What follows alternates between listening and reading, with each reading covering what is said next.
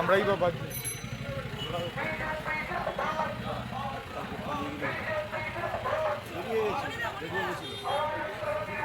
এদিকে চলে আস।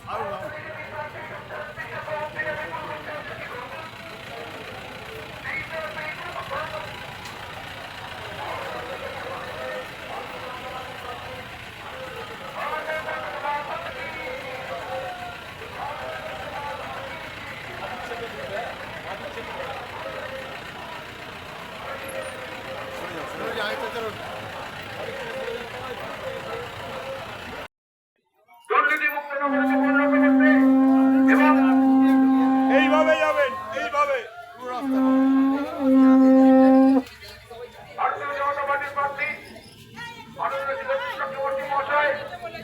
আপনার এলাকা পরিক্রমা করছে, আপনার আশীর্বাদ প্রার্থনা করছে এবং আগামী 20 মে মাননীয় চক্রবর্তী মহাশয়কে পদ্মফুল চিহ্নে ভোট দিয়ে ভারতীয় জনতা পার্টির প্রার্থী মাননীয় ডক্টর রতিন চক্রবর্তী মহাশয়কে পদ্মফুল চিহ্নে ভোট দিয়ে বিপুল ভোটে জয়যুক্ত করুন। আপনাদের কাছের মানুষ, কাজের মানুষ, হাওড়ার ভূমিপুত্র, আপনাদের কাজের মানুষ, কাছের মানুষ, হাওড়ার ভূমিপুত্র মাননীয় রতিন চক্রবর্তী মহাশয়কে পদ্মফুল চিহ্নে ভোট দিয়ে বিপুল ভোটে জয়যুক্ত করুন। বন্ধু, হাওড়া সদর লোকসভা আগামীকালও কালকেও ঘুরলেন, আজকেও ঘুরছেন, তো এই প্রচার করে মানুষের কতটা দেখছেন? এই হাতে কোনো কয়েক দিন বাকি হাওড়া লোকসভা। অসম্ভব মানুষের আশীর্বাদ, মানুষ তৈরি হয়ে আছেন সকলে আশীর্বাদ করার জন্যে, এবং যা আমরা কালকে সাঁকরাইলে দেখেছি তাই আজকে আমার মধ্য হাওড়াতেও একই রকম দেখেছি, যেখানেতে সর্বত্র মানুষের অভূতপূর্ব সাড়া, মানুষের আশীর্বাদ যে এবং অপেক্ষায় আছেন কবে এই বাংলার যশস্বী প্রধানমন্ত্রী নরেন্দ্র মোদীজির উন্নয়নের রথের সঙ্গে বাংলা সংযুক্ত হবে।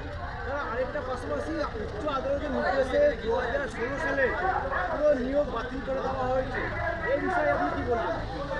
আমি তো কিছুদিন আগেই বলেছিলাম অবৈধকে বৈধ আর বৈধকে অবৈধ দেখা এদের কাজ হয়েছে। মাননীয় মুখ্যমন্ত্রী কয়েকদিন আগে উল্লেখ করেছিলেন হাওড়া কর্পোরেশনে অবৈধ নিয়োগ নাকি আমরা করেছিলাম, যেটা একবারই সম্পূর্ণ মিথ্যা কথা, মিথ্যাচার করাটাই এদের এখন স্বভাব হয়েছে। এবং সেই কারণে এটা আমাদের এমএমআইসির সভাতে ছিল, ওজির সভাতে ছিল। আমি বলেছিলাম আপনি সমস্ত ক্যান্সেল করে দিন, তাহলেই দুধ কা দুধ পানি কা পানি আলাদা হয়ে যাবে।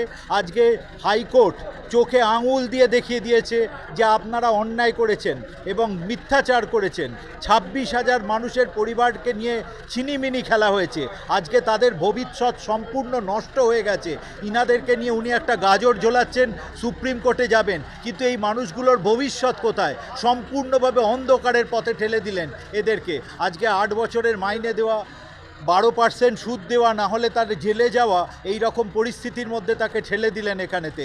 এই সম্পূর্ণ এই যে অরাজকতা, অন্যায়, এর সম্পূর্ণ দায়িত্ব নিয়ে যথাযথভাবে ওনার পদত্যাগ করার দরকার। 24,000 যে পরিবার, তারা এখন এই খবর পাওয়ার পরে তারা এখন হতাশায় ভুগছে, কি করবেন? এটা হতাশা নয়, এটা একটা মারাত্মক বিষয়। এরপরে এদের ভবিষ্যৎ কি? আজকে যদি উনি সুপ্রিম কোর্টেও যান, কবে তার প্রতিবিধান হবে? আর কার পয়সায় যাচ্ছেন? সাধারণের পয়সায় উনি এইসব ব্যবহার করছেন।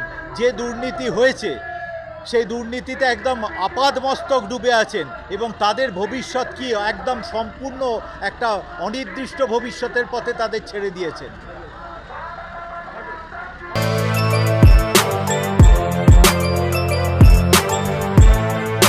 এখন অনেক বড় শ্রী লেদার্স হাওড়া ময়দান।